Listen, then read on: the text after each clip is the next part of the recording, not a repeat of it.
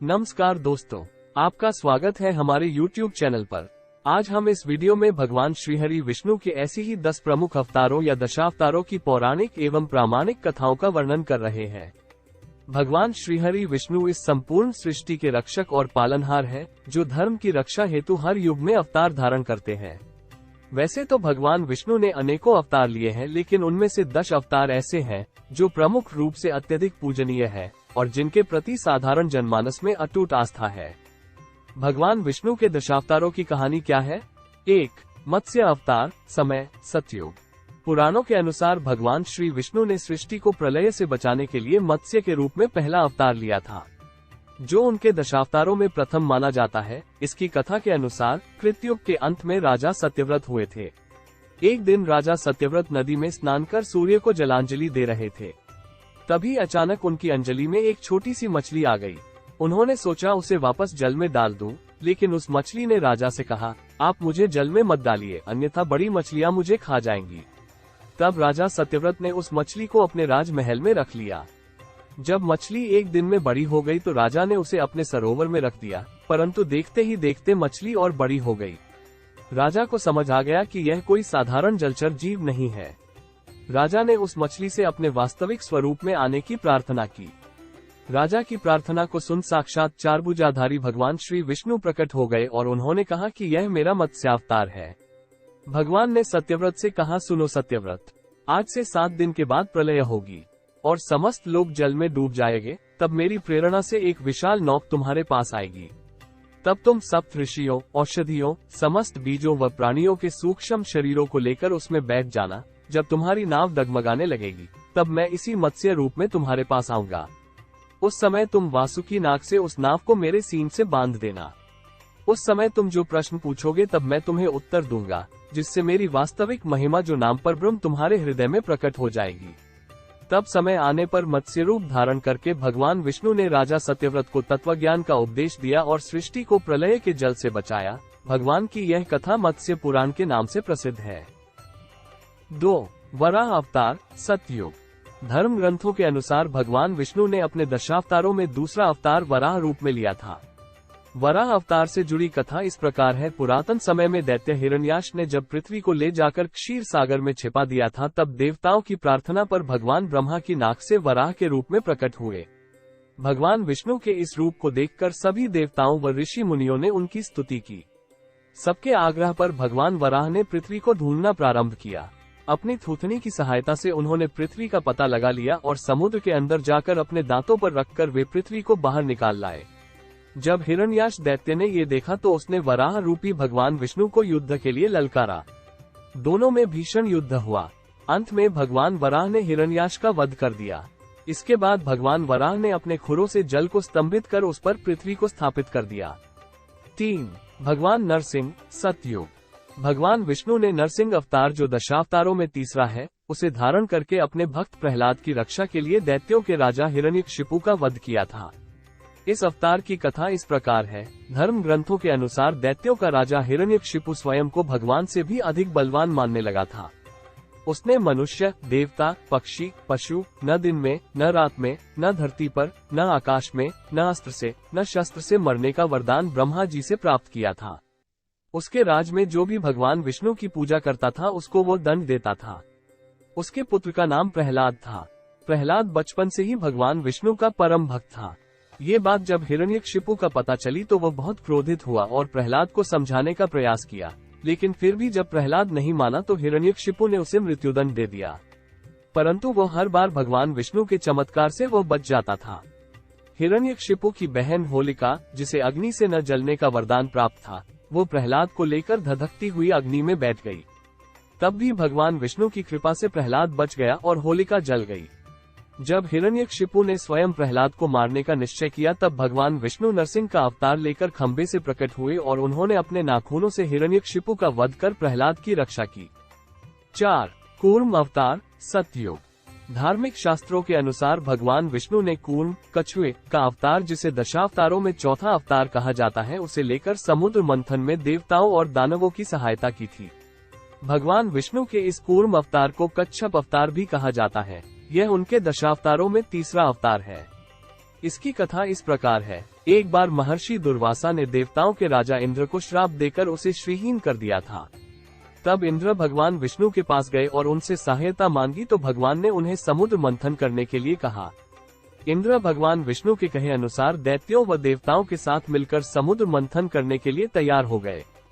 समुद्र मंथन करने के लिए मंदराचल पर्वत को मथानी एवं नागराज वासुकी को नेति बनाया गया। देवताओं और दैत्यों ने अपना मतभेद भुलाकर मंदराचल को उखाड़ा और उसे समुद्र की ओर ले चले, लेकिन वे उसे अधिक दूर तक नहीं ले जा सके। तब भगवान विष्णु ने मंदराचल को समुद्र तट पर रख दिया। देवता और दैत्यों ने मंदराचल को समुद्र में डालकर नागराज वासुकी को नेति बनाया, किंतु मंदराचल के नीचे कोई आधार नहीं होने के कारण वो समुद्र में डूबने लगा। ये देखकर भगवान विष्णु विशाल कूर्म कछुए का रूप धारण कर समुद्र में मंदराचल को अपनी पीठ पर आधार प्रदान किया। भगवान कूर्म की विशाल पीठ पर मंदराचल तेजी से घूमने लगा और इस प्रकार समुद्र मंथन का कार्य संपन्न हुआ। 5. वामन अवतार, त्रेता युग। त्रेता युग में प्रहलाद के पौत्र दैत्यराज बलि ने स्वर्गलोक पर अधिकार कर लिया था। सभी देवता इस विपत्ति से बचने के लिए भगवान विष्णु के पास सहायता के लिए गए। भगवान विष्णु ने कहा कि मैं स्वयं देवमाता अदिति के गर्भ से अवतार लेकर तुम्हें स्वर्ग का राज्य दिलाऊंगा। कुछ समय पश्चात भगवान विष्णु ने वामन के रूप में अवतार लिया।